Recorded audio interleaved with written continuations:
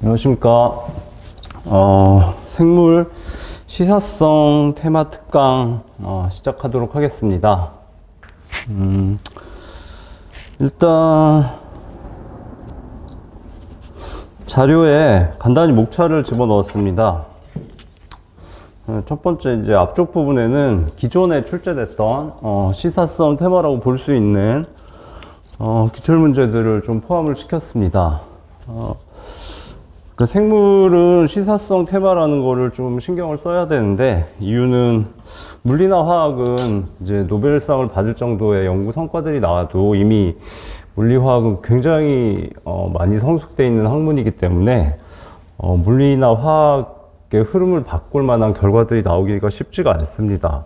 뭐 지구과학도 좀 그렇죠. 근데 생물의 경우는 생물도 뭐 물리화학, 지구과학처럼 인류가 오랜 옛날부터 연구를 해왔지만 최근 분자생물학이 급속하게 발달하고 생화학도 발달하면서 굉장히 빠른 속도로 발달하고 있습니다. 그러면서 뛰어난 뭐 노벨상을 받는 연구 성과 같은 경우에는 좀 생물학의 큰 흐름들을 바꿀 수 있는 결과들이 나오기도 하고, 그래서 좀 기본서에 없더라도 좀 생물학계에서 이슈가 되는 테마들이 있습니다. 그런 경우에 좀 출제가 될 수 있고요. 또 한 가지는 지금 현재 코비드-19 팬데믹을 일으키고 있는 코비드-19의 바이러스가 사스코브2죠. 코로나 바이러스라고 부르는데, 그런 심각한 질병이 이제 인류를 위협했을 때도 생물에서는 나올 수가 있습니다. 그래서 몇 가지 시사성 현재 중요한 그런 테마들이 출제될 수가 있기 때문에 그것들을 좀 정리해서 리뷰하는 시간을 갖도록 하는 거고요. 그래서 첫 번째는 이제 첫 번째는 기존에 출제되었던 기출문제 중에서 시사성 테마에 해당되는 것들을 좀 쭉 정리를 해서 나열을 했습니다. 그리고 그 기출문제 해설을 붙였는데요. 이 부분은 이미 그 기본 강의나 기출 해설 강의에서 여러 번 다뤘던 것들이기 때문에 오늘 뭐 자세히 얘기하지는 않겠습니다. 그래서 핵심적인 부분만 보고 좀 빠르게 넘어가도록 할 거고요. 자, 이쪽 부분이 이제 진짜로 앞으로 출제될 가능성이 있는 시사성 테마들이라고 할 수 있는데, 이거 전에 먼저 그 현재의 코로나 바이러스 사스코브2에 대해서는 기존의 특강을 한 2시간 조금 안 되게 촬영을 해서 동영상이 벨리사 스쿨에 올라가 있으니까 그거를 꼭 보시는 걸 권해드리겠습니다. 그러니까 코로나 바이러스에 대해서는 사실 워낙 심각하기 때문에 언제든지 출제가 될 수 있는데, 2021년 2월 그러니까 올해 초에 1차 시험에 사스코브2가 언급된 문제가 나오긴 했죠. 근데 그 문제는 사실 코로나 바이러스 문제라기보다는 PCR 중에 조금 응용된 PCR인 RT-PCR, 역전사 PCR에 대한 문제였기 때문에 코로나 바이러스가 본격적으로 출제됐다고 보긴 힘듭니다. 그래서 코로나 바이러스 출제는 가능성이 있기 때문에 대비를 꼭 하셔야 된다고 생각을 하고, 그래서 그 코로나 바이러스 특강을 보시는 걸 권해드리겠습니다. 그래서 시사성 테마 중에서 가장 출제 가능성이 큰 걸 꼽으라고 하면 코로나 바이러스일 것 같습니다. 개인적인 판단에. 그 다음에 이제 시사성 테마가 크리스퍼 캐스9 진 에디팅이라고, 우리말로는 크리스퍼 캐스9 유전자 편집 또는 크리스퍼 캐스9 유전자 가위라고 합니다. 이 일종의 기술인데 2020년에 노벨상을 받았고요. 이 연구자들이 굉장히 좀 생물학에서 혁신적인 기술입니다. 앞으로 생물학의 미래를 많이 바꿀 수 있는 기술이라고 객관적으로 생각하고 있고요. 얘는 DNA의 원하는 서열을 자를 수도 있고, 그 다음에 그 자르는 부위의 서열을 임의로 원하는 대로 바꿀 수 있는 기술입니다. 생물학계에서는 굉장히 몇십 년 전부터 이런 기술을 만들어내려고 노력을 해왔는데 드디어 그 기술이 나왔고, 생물학의 전 분야에 큰 영향을 미칠 수 있기 때문에 굉장히 중요한 테마입니다. 그래서 수년 내에 언제 출제돼도 이상할 게 없기 때문에 코로나 바이러스 다음으로 중요도가 높기 때문에 공부를 잘 해두시는 게 맞다고 생각이 되고요. 다음은 시사성 테마로서 차세대 서열 분석, Next Generation Sequencing입니다. 이거는 처음에 서열 분석이 최초로 개발된 것은 쌩어라는 과학자가 다이디옥시 메소드를 개발을 해서 서열 분석을 최초로 개발을 했고, 그게 1970 몇 년 정도에 개발이 됐고, 한 1980년 정도에 쌩어가 노벨상을 받았습니다. 근데 그거는 기존의 방식이고, 서열 분석 다음 세대의 서열 분석이 개발이 돼서 이제 교재에 실렸습니다. 교재는 그 일반 생물학에서 가장 표준이라고 할 수 있는, 바이블이라고 할 수 있는 교재가 캠벨이라는 저자의 캠벨의 바이올로지죠.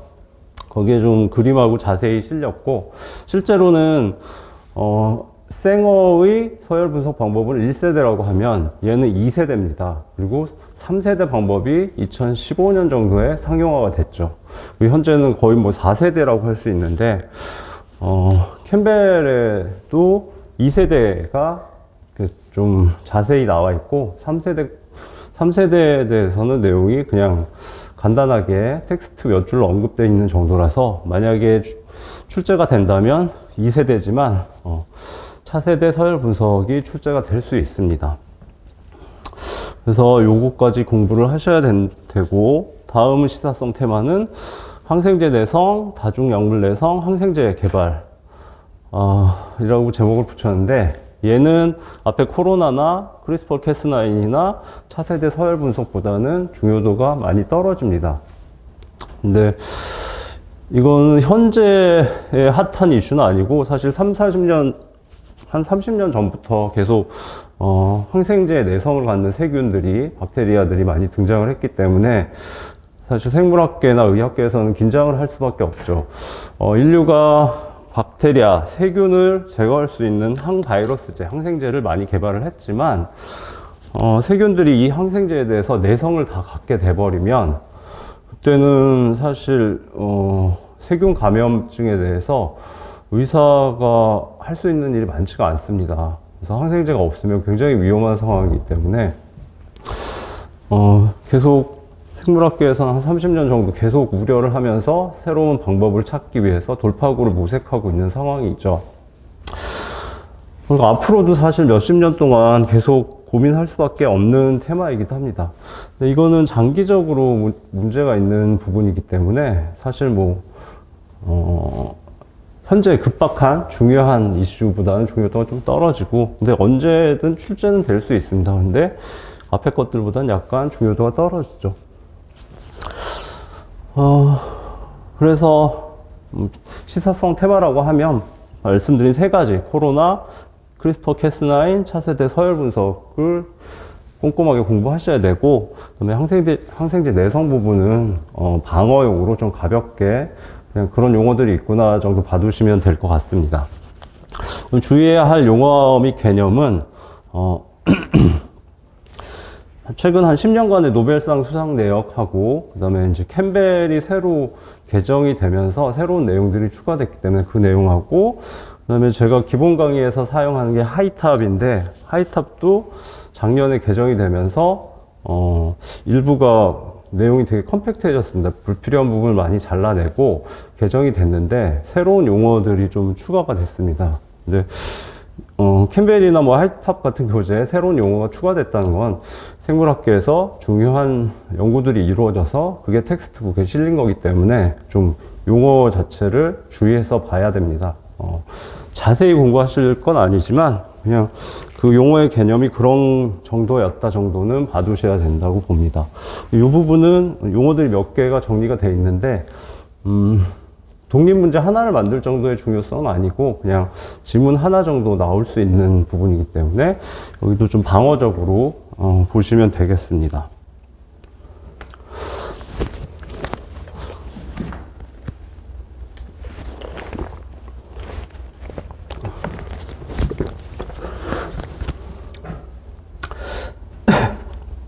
자, 첫 번째, 기존에 출제되었던 기출문제 중에 시사성이 있는 문제들을 먼저 보시겠습니다. 시사성이 있는 기출문제는 13년간 11문제가 출제가 되었습니다. 세 가지 그룹으로 볼 수 있는데, 첫 번째는 질병 관련 문제가 4문제가 나왔습니다.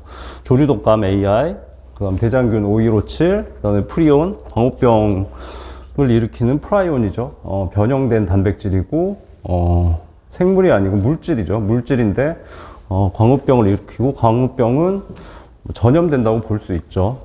다른 개체로 옮겨갈 수 있으니까. 그 다음에, 아까 말씀드린 RT-PCR 코로나인데, 얘는 사실 뭐 RT-PCR 문제라고 보면은 시사성은 아닌데, 코로나 바이러스인 사스코브2가 언급되어 있다는 점에서는 시사성이 있다고 볼 수 있겠죠. 그래서 최근 뭐 2, 30년간의 인류를 위협하는 질병으로는 뭐 에볼라부터 이렇게 쭉 있는데 그 중에 몇 개가 출제가 되었습니다. 그 다음에 두 번째 그룹으로는 생명공학 기술 관련 문제가 한 4문제 출제가 되었습니다. 세포사멸, 에이팝토시스, 그 다음에 마이크로어레이, 그 다음에 마이크로RNA, siRNA, 스몰 인터피어링 RNA죠. 그 다음 네 번째 고세균 관련해서 한 3문제가 출제가 되었습니다. 그래서 3개의 그룹에서 각각 4문제, 4문제, 3문제 해서 한 11문제 정도가 시사성이 있는 문제라고 볼 수 있고요. 다시 질병 관련부터 보시게 되면은, 광우병은 뭐 발생한 지, 광우병 사태가 발생한 지 한 10년 정도 지나서 출제가 되었죠. 그 다음에 아까도 말씀드렸지만, 이 문제는, 코로나의 문제라고 볼 수 없기 때문에, 사스코브2 코로나 바이러스에 대한 문제는, 출제가 다시 될 수 있습니다. 그래서, 시사성 테마로는 첫 번째 중요도를 갖는다고 보이고요. 근데, 여기를 보시면, 다시 이제 이 테마들이 다시 출제가 될 수 있는 거가 사실 중요하잖아요, 현실적으로. 근데, 조류독감이나 5157 프라이온은 사실 다시 출제될 가능성이 굉장히 낮다고 봐야 되겠죠. 그래서 이 부분은 해설들이 있지만 그냥 가볍게 넘어가도록 하겠습니다. 그래서 기출 문제하고 해설, 그리고 또는 기본 이론이 조금 담겨 있으니까 방어적으로, 그냥 복습 정도 해 놓으시는 게 맞다고 생각되고요. 이 문제는 사실 뭐 PCR 문제에 대해서는 PCR은 뭐 언제든지 출제될 수 있는 중요한 테마니까 PCR은 꼼꼼하게 잘 공부하셔야 되고요. 자, 두 번째, 생명공학 기술에서 세포사멸. 세포사멸은 2010년에 출제가 됐는데 그때 당시에 핫 이슈였습니다. 세포가 스스로 자살을 한다는 사실을 밝힌 것도 중요하고, 또 한 가지는 항암제 개발에 굉장히 중요한 키 단서가 될 수 있기 때문에 핫 이슈였고, 암세포의 경우는 이 세포사멸, 자신이 문제가 있으면 세포는 자살을 하게 되어 있는데, 암세포는 세포사멸 기자까지 고장이 나 있기 때문에 자살을 하지 않습니다. 그래서 세포사멸을 자세히 연구해서 정확히 알게 되면 암세포의 자살 기작을 활성화시킬 수가 있겠죠. 그러면 항암제를 개발할 수 있기 때문에 굉장히 중요한 파트였었습니다.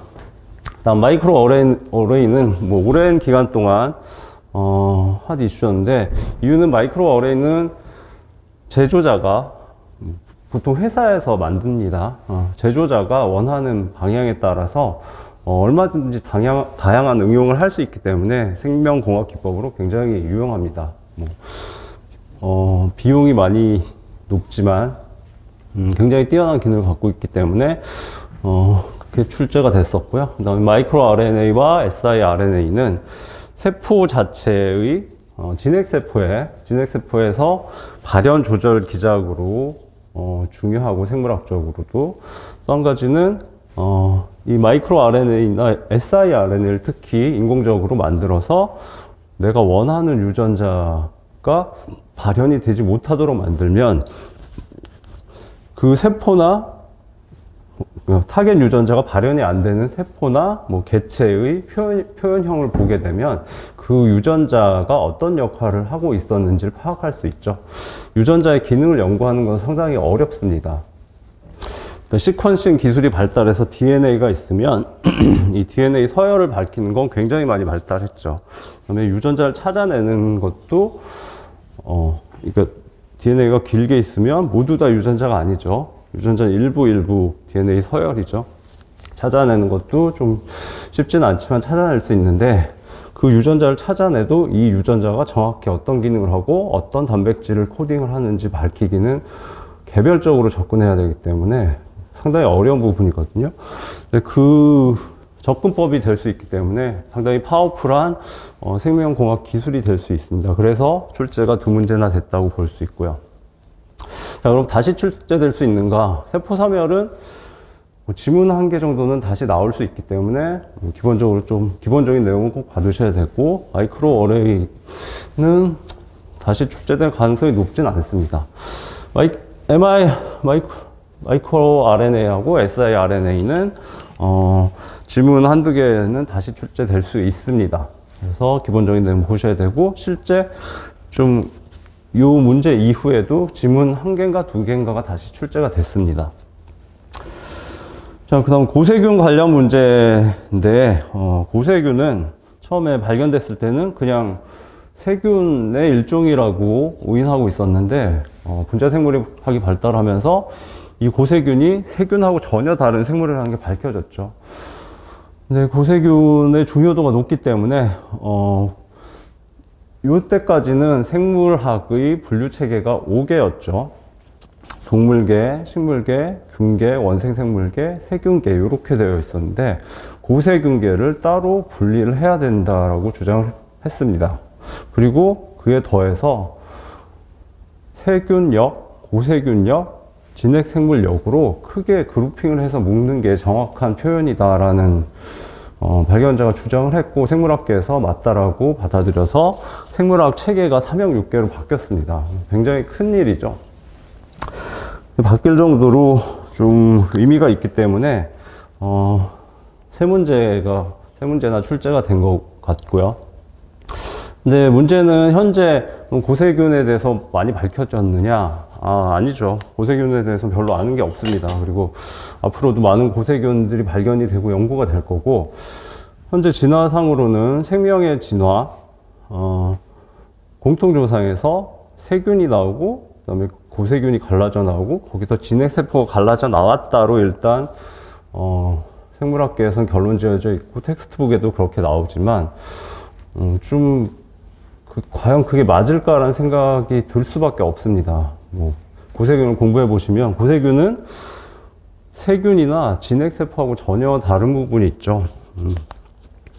그러니까 세포막을 이루는 부분이 세균이나 진핵세포의 경우는 지방산에 글라이세롤이 결합되어 있습니다. 그런데 고세균은 지방산을 사용하지 않고 완전히 다른 물질을 원료 물질로 사용합니다. 아이소프레노이드라고 탄소 4개짜리를 결합시켜서 세포막의 지질을 구성을 합니다. 세균이나 진핵세포는 지방산을 사용을 하는데 지방산은 세포가 합성을 할 때 탄소 2개씩을 계속 붙여나가서 합성을 합니다. 분해할 때도 탄소 2개씩을 잘라냅니다. 근데 고세균만은 탄소 4개씩을 결합을 시킵니다. 그러면 결합시키는데 관련된 효소들도 완전히 다를 수밖에 없고 원재료가 다르다는 거 진화상에서 이어지기가 좀 힘들죠. 근데 세균에서 고세균이 나오고 진핵세포가 나왔다면 여기는 지방산, 여기는 탄소 4개짜리 아이소프레노이드, 여기는 지방산을 원재료로 이용을 한다. 그런 진화가 사실 불가능할 것 같거든요. 그래서 과연 지금 현재의 개통수가 맞는가라는 생각도 들고, 캠벨을 봐도 고세균이 일부만 발견됐고, 앞으로 일반 토양에도 많이 있는 걸로 발견이 돼서 계속 발견될 것 같다. 내용이 바뀔 수밖에 없는 것 같다라고 나와 있습니다. 그래서 이 고세균 부분은 좀 앞으로도 상당히 생물학계에서 중요할 수밖에 없습니다. 그래서 앞으로도 출제 가능성이 꽤 있다고 보셔야 되겠습니다.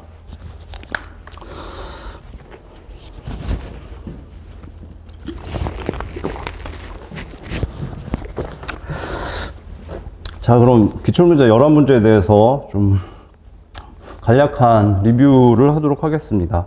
자, 질병 관련 부분이죠. 조류독감은 뭐 다시 출제될 가능성이 없으니까 그냥 자료만 보시고 방어만 하시면 될 것 같고요. 그냥 넘어가겠습니다. 근데 요 마지막에 디귿번 해설은 물음표를 해놨는데 얘는 조류독감 AI 바이러스가 역전사 과정을 갖고 있다고 되어 있는데 AI는 에이비안 인플루엔자죠. 인플루엔자 바이러스는 독감 바이러스인데 이에 관련해서 지금 현재 뭐 캠벨이나 텍스트북이나 자료를 모두 찾아봤을 때 AI가 역전사 과정을 갖고 있다는 내용은 찾을 수가 없습니다. 그래서 저는 이때 당시에 AI가 발생하고 급하게 문제가 나오면서 미스인포메이션이 전달돼서 이런 지문이 나온 게 아닌가라고 추정하고 있습니다. 근데 뭐 다시 나올 것 같지는 않으니까 그냥 넘어가도록 하겠습니다. 자, 5157도 뭐 다시 출제 가능성 낮으니까 그냥 요 내용 가볍게 봐두시면 될 것 같고요. 자, 프라이온 2019년에 나왔는데 문제를 보시면 병원체가 바이러스인 질병이 아닌 것은 이라고 되어 있죠. 답은 4번 광우병이죠. 프라이온이 일으키는. 나머지는 다 바이러스가 일으킵니다. 그래서 요 1번, 2번, 3번, 5번의 바이러스를 여기 기재는 해놨는데 이건 사실 전공자들도 잘 모릅니다. 뭐 병리학이나 아니면 바이러스학을 좀 자세히 공부한 전공자분들은 아시겠지만 이 부분은 굉장히 지엽적이고 어려운 내용이기 때문에 이걸 사실 풀라는 게 아니고 요 내용이 다시 출제될 가능성 없고 요 문제는 한 가지만 묻는 거죠. 프라이온 생물이 아니고 바이러스도 아닌 물질인 단백질 변형물인 프라이온이 광우병이라는 병을 일으킨다는 것을 아냐? 그 지문 하나를 아는지를 묻는 겁니다. 그래서 그 부분만 아시면 되고, 혹시 프라이온이 다시 출제된다면 이 부분을 좀 봐두시면 되겠죠. 자, 그 다음에 RT-PCR하고 코로나 문제인데 21년 문제죠. 이 문제는 사실 뭐 사스코브2가 여기 언급이 됐기 때문에 시사성이 조금 있긴 한데 실제 내용은 PCR 문제였죠. 그리고 PCR은 시사성에 관계없이 언제든지 출제될 수 있을 만큼 중요도가 높은 내용이죠. 그래서 PCR 자체는 잘 공부하셔야 되고 사스코브2 때문에 역전사 PCR, 리버스 트랜스크립션 PCR에 대해서도 공부를 해 놓으셔야 되겠습니다. 좀 이 내용도 많이 다룬 거라서 좀 빠르게 리뷰를 하도록 하겠습니다. PCR의 원리는 PCR은 한 사이클이 세 가지 단계로 구성이 되어 있죠. DNA 변성, 온도를 90에서 95도까지 높여서 이중가닥을 떨어뜨리죠. 온도에 의해서. DNA 이중가닥 사이는 수소결합으로 이루어져 있는데 온도가 높아지면 이 수소결합은 약한 결합이기 때문에 쉽게 깨집니다. 그래서 두 개의 가닥이 떨어지죠. 그 다음에 프라이머는 미리 결정을 해서 준비를 해놔야 되죠. 그리고 양쪽 프라이머, 포워드 프라이머와 리버스 프라이머 두 개가 필요하죠. 그래서 프라이머를 결합시키는 어닐링 단계가 있는데 온도가 60에서 65도 정도로 낮아져야지 붙습니다.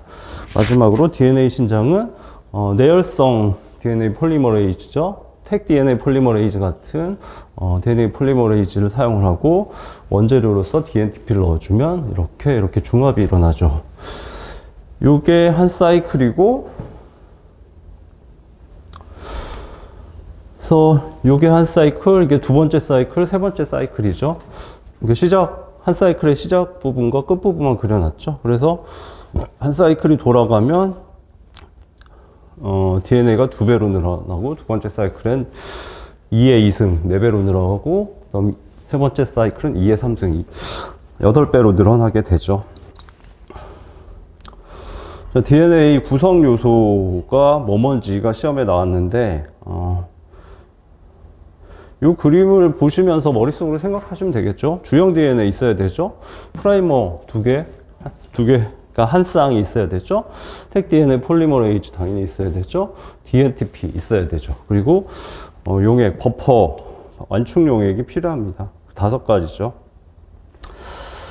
자, 그 다음 잠깐 코로나 바이러스로 넘어가서 현재의 코로나 바이러스의 공식 명칭이 사스코브2죠. 사스코브1은 2003년에 발생한 사스, Severe Acute Respiratory Syndrome이죠. 급성 중증 호흡기 증후군. 2003년에 좀 사람들이 죽었었죠. 네. 그 바이러스가 사스코브1이고, 사스코브1가 그렇게 크게 서열 차이가 있지 않아서 사스코브2로 명명이 됐습니다.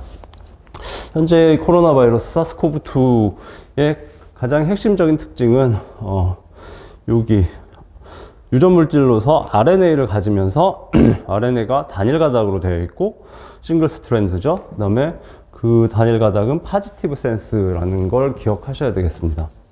바이러스 분류는 뭐 아시겠지만 바이러스는 유전 물질로 DNA를 가진 경우도 있고 RNA를 가진 경우도 있죠. DNA를 가진 바이러스는 더블 스트랜드, 이중 가닥 DNA를 가진 경우가 있고 싱글 스트랜드, 단일 가닥 DNA를 가진 경우가 있습니다. 그 다음에 RNA를 유전 물질로 가진 경우 더블 스트랜드 RNA, 싱글 스트랜드 RNA로 분류를 하고 다시 이 싱글 스트랜드는 파지티브 센스와 네거티브 센스로 나눠집니다. 파지티브 센스는 이 RNA를 라이보솜과 결합시키면 바로 정상적인 단백질이 생성이 되는 RNA 단일 가닥이고요. 네거티브 센스는 얘가 라이보솜과 결합했을 때는 제대로 된 단백질이 나오지 않습니다.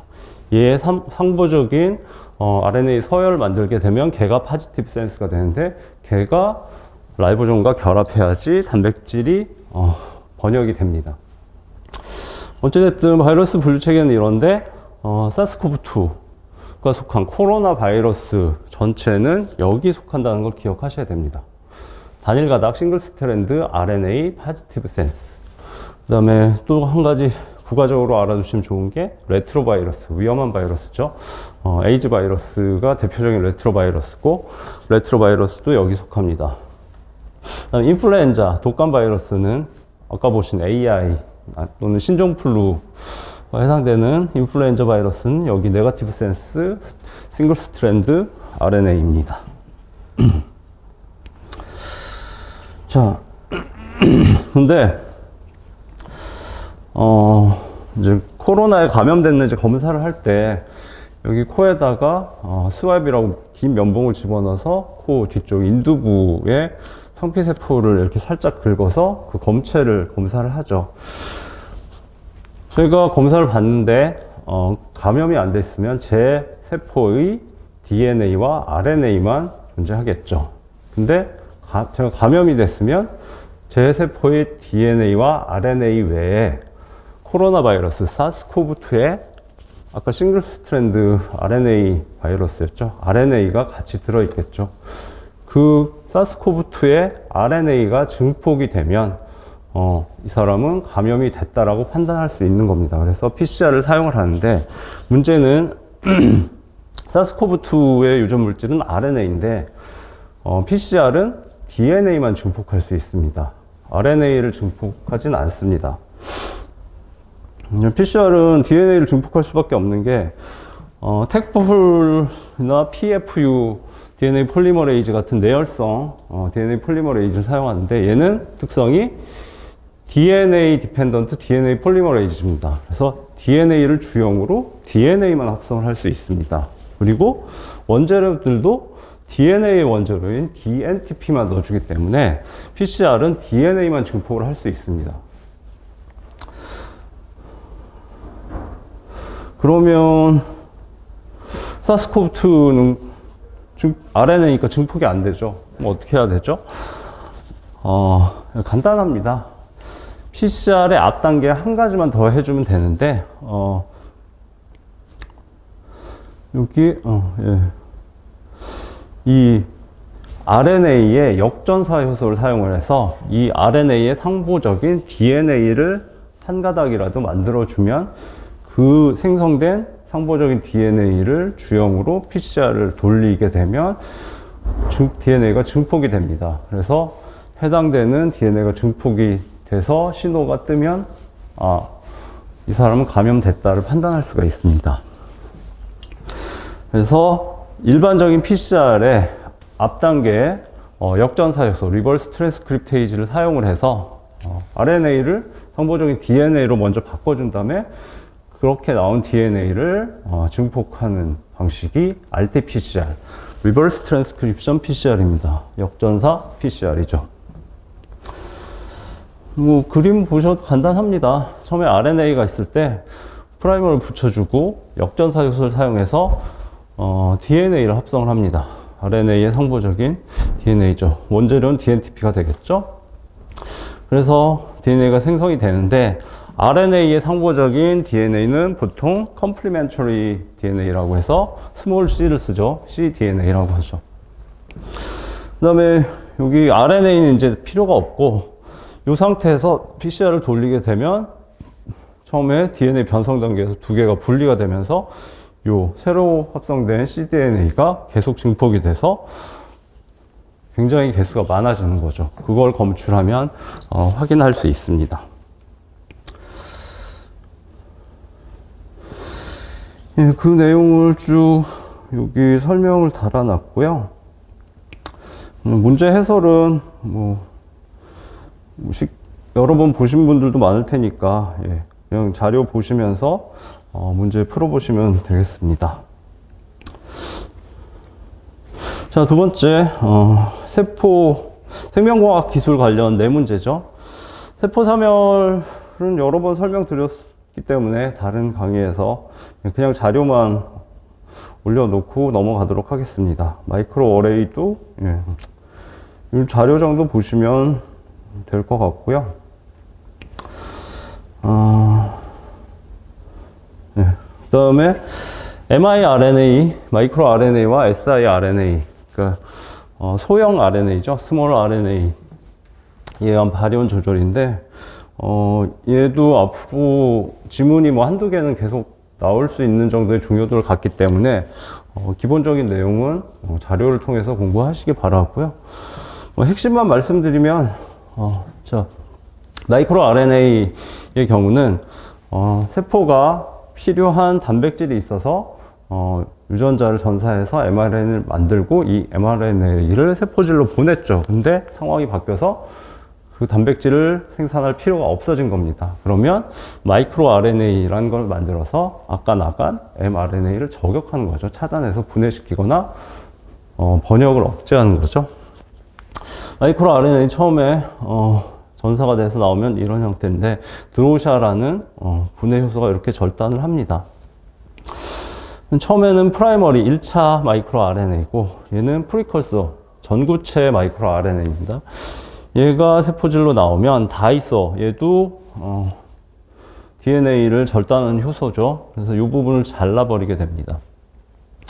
이중 가닥이 되는데 실제로 얘는 마이크로 RNA는 이중 가닥으로 작용하는 게 아니고 단일 가닥이 돼야지 작용할 수 있죠. 왜냐하면 얘는 목적이 아까 나간 mRNA를 찾아내서 걔를 제거하는 겁니다. 근데 세포질에는 내가 목표로 하는 mRNA 말고도 많은 mRNA들이 존재하겠죠. 다양한 단백질들을 계속 만들어야 되니까.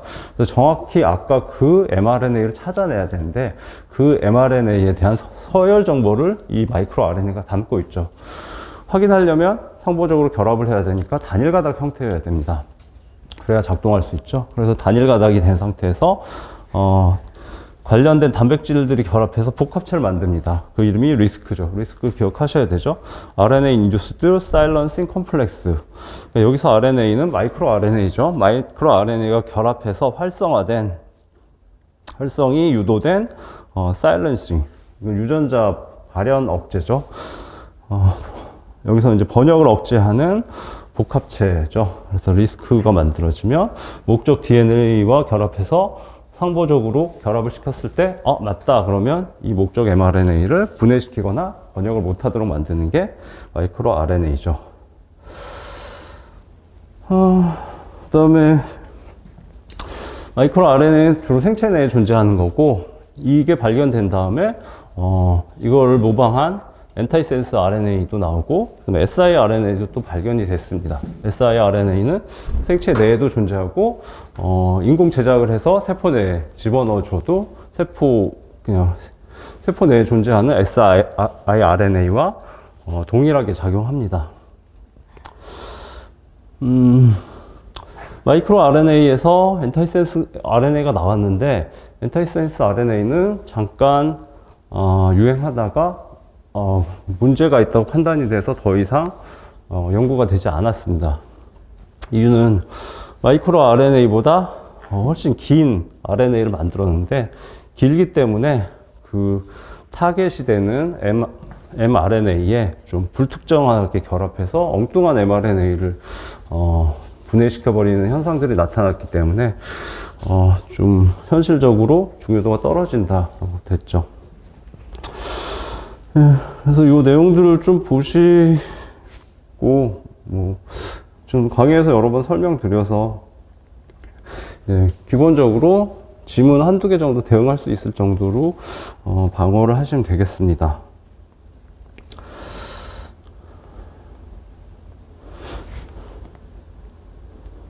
자, 그 다음에 고세균 세 문제가 나왔는데, 고세균은 사실 기존 기출 빈도도 굉장히 높은 편이죠. 하나의 내용에 대해서.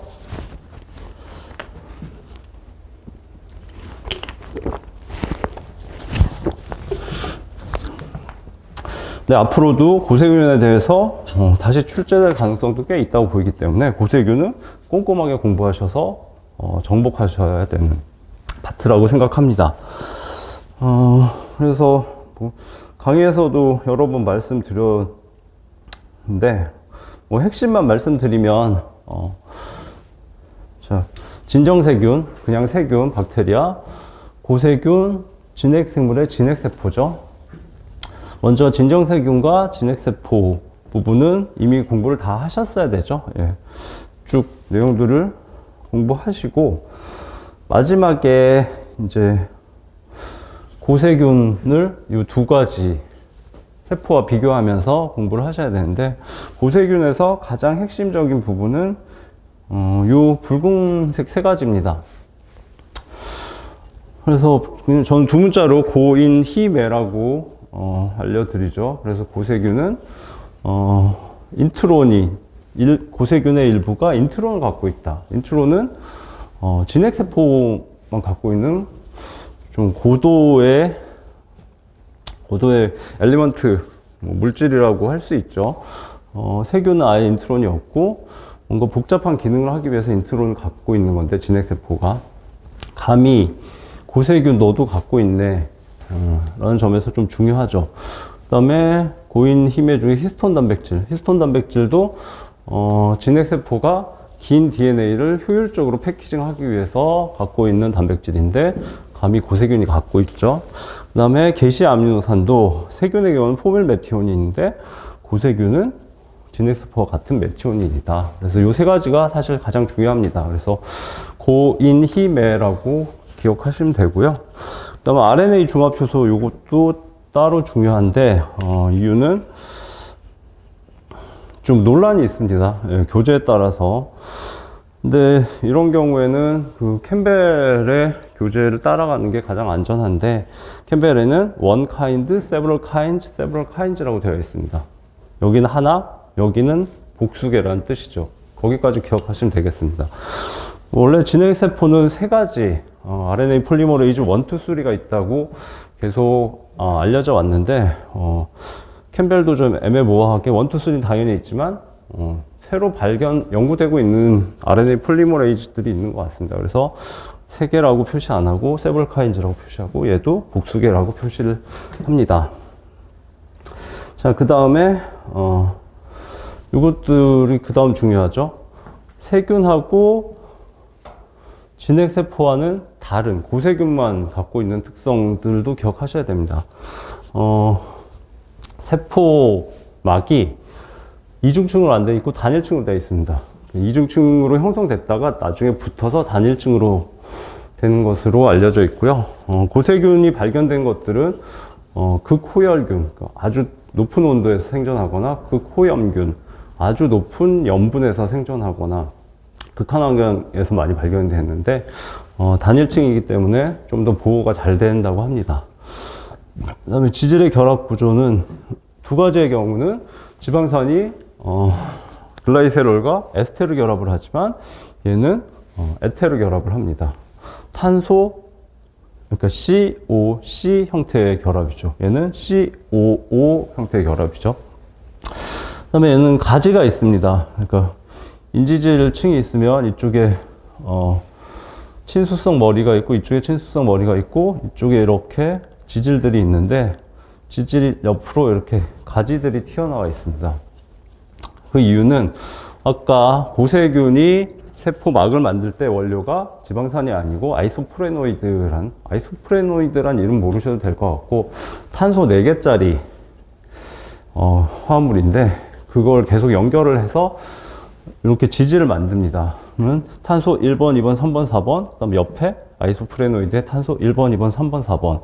여기서 4번 탄소가 1번 탄소와 연결이 되면 이렇게 연결이 되겠죠. 근데 4번 탄소가 아니라 4번 탄소가 2번 탄소를 공격해서 연결합니다. 그럼 1번 탄소가 옆으로 삐져나오죠.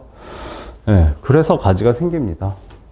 그냥 가볍게 아시면 되고, 분지 구조가 일단 똑같은 내용이고, 그 다음에 세포 벽 성분은, 세균은 펩타이도 글라이칸인데, 고세균은 펩타이도 글라이칸이 아니다까지 기억하시면 됩니다.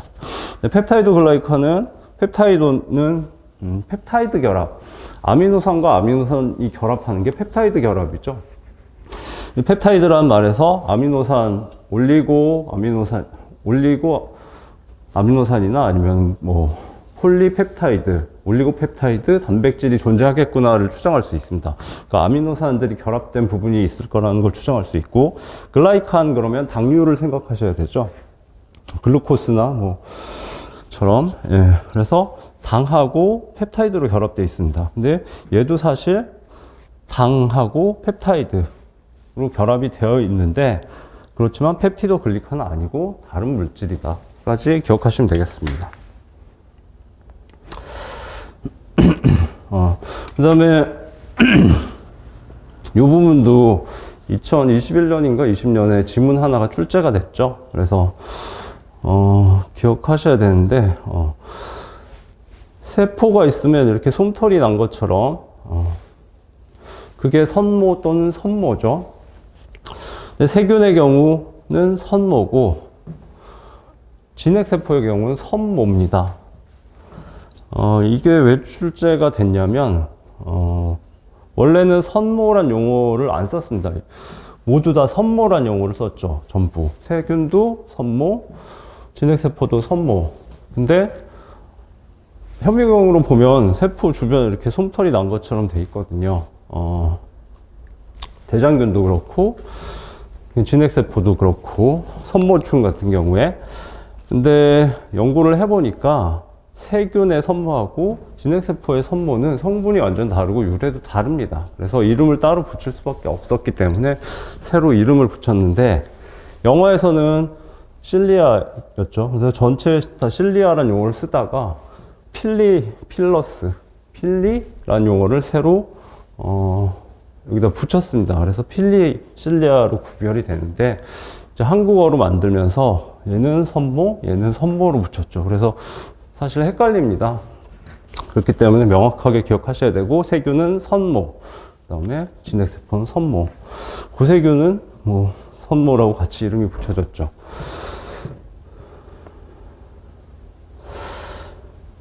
그 다음에, 마지막으로 고세균에 대해서, 라이보솜의 크기는 암기하셔야 되죠. 70S, 70S, 80S고, 항생제 감수성. 여기서 항생제는, 스트랩토마이신과 클로람피니콜을 말합니다. 기억하기 힘드니까 그냥 두 글자씩만 기억하시면 클로. 두 가지 기억하시면 되고요. 스트랩토마이신, 클로람페니콜의 경우는, 여기 세균의 70S 라이보솜에 결합해서 기능을 방해합니다. 그래서 세균이 생장을 못하게 되죠. 그래서 그런 경우에 항생제 감수성이 있다라고 합니다. 네, 진핵세포는 80S고 당연히 라이보솜이 대단위체, 소단위체 다 다릅니다. 그 세균하고 전혀 다르죠. 그래서 두 가지 스트랩토마이신, 클로람피니콜 항생제에 대해서 감수성이 없습니다. 고세균의 경우는 70S이기 때문에 같은 70S니까 같은 라이보좀이고 그러면 항생제 감수성이 있겠네? 아닙니다. 그냥 70S는 우연히 무게나 밀도가 비슷해서 같은 70S가 된 거지만 실제 고세균의 라이보좀은 세균의 라이보좀과 완전히 다르기 때문에 두 가지 항생제가 작용하지 않습니다. 그래서 감수성이 없다는 것 기억하셔야 됩니다. 네. 그거 중심으로 뭐 나머지 쭉 공부를 하셔서 완벽하게 대비를 하셨으면 좋겠습니다. 기출문제는 뭐 넘어가도록 하겠습니다. 자료만 일단 같이 포함을 시켰습니다. 그리고 자료는 그 기존에 기출 해설 강의를 했었는데 거기 내용을 그대로 옮긴 건데 일부는 내용이 너무 많아서 좀 간략하게 줄였습니다. 그래서 뭐 공부를 많이 하신 분들은 안 보셔도 될 것 같고 필요한 분들만 보시면 될 것 같습니다. 예, 잠깐 휴식하고 두 번째 시간 진행하도록 하겠습니다.